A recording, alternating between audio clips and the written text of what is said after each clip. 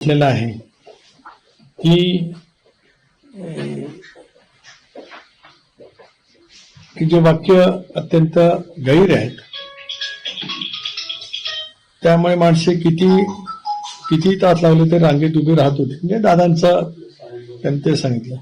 असा भरलेला दरबार पुन्हा पाहायला मिळेल असे खात्रीने सांगता येत नाही. गोष्ट ती खरी आहे, कारण दादांचं संबंध राजकीय आयुष्य ही जनतेच्या प्रचंड परिस्थितीमध्येच वेगवेगळे प्रश्न सोडवण्यासाठी सातत्याने गेले 40 वर्ष समर्पित भावनेने केलं.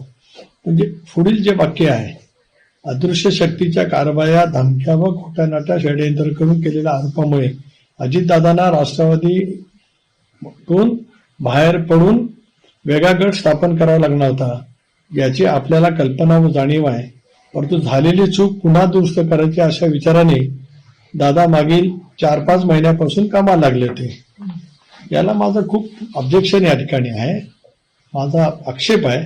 अशा पैचं वक्तव्य किमान शशिकांत शिंदेने दादांच्या या दुर्दैवी अपघाती निधनाच्या नंतर लेखी स्वभावामध्ये किंवा तोंडी करू नये असं मला स्पष्टपणे त्या ठिकाणी वाटतं.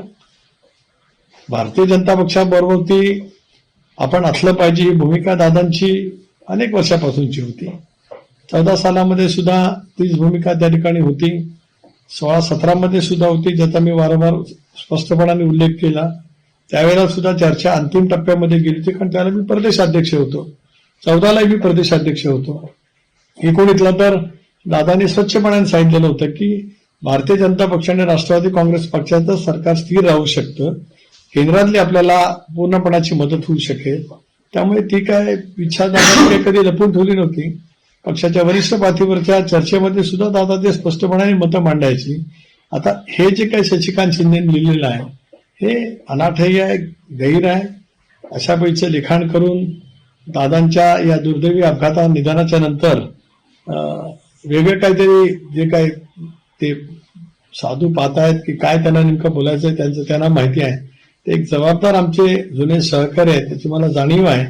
पण असं लिहिण्याच्या मागे मग त्यांचा हेतू काय ते काय मला कळू शकलं नाही. टायमिंग लेखाचं म्हणजे ज्या 12 तारखेच्या विलिनीकरणाची चर्चा होती की विलिनीकरण 12 तारखेला शरद पवार साहेबांनी दुसरी पत्रकार परिषदेमध्ये सांगितलं की 12 तारखेला घोषणा होणार होती.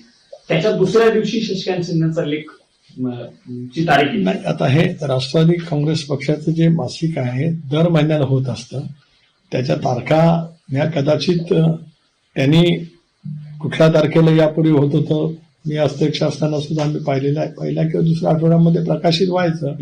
आता ती तारीख योगायोग म्हणून आहे का मुद्दा म्हणून ते 12 तारखेच्या नंतर 13 तारखेला लिहायचं आहे याची काही मला माहिती नाही, किंवा त्याबद्दल माझं काही मला बोलायचंच नाहीये.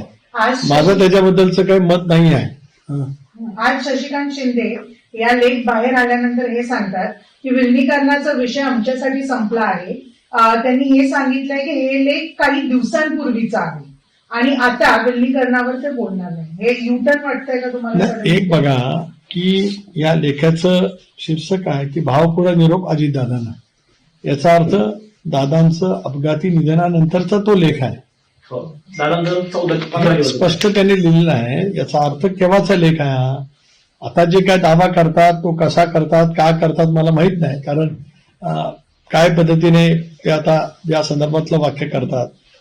नक्की आहे की या संबंध अध्यक्षीय लिखाणामध्ये भावपूर्ण निरोप अजितदादांना म्हणजे दादांच्या दुर्दैवी निधनानंतरचा तो लेख आहे.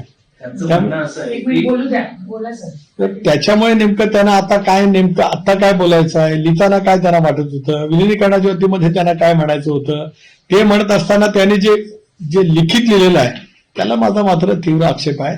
दादांची भूमिका वारंवार स्पष्ट राहिली होती की आपण भारतीय जनता पक्षाबरोबर केलं पाहिजे आणि भूमिका पक्षाच्या कोर ग्रुपमध्ये त्यांनी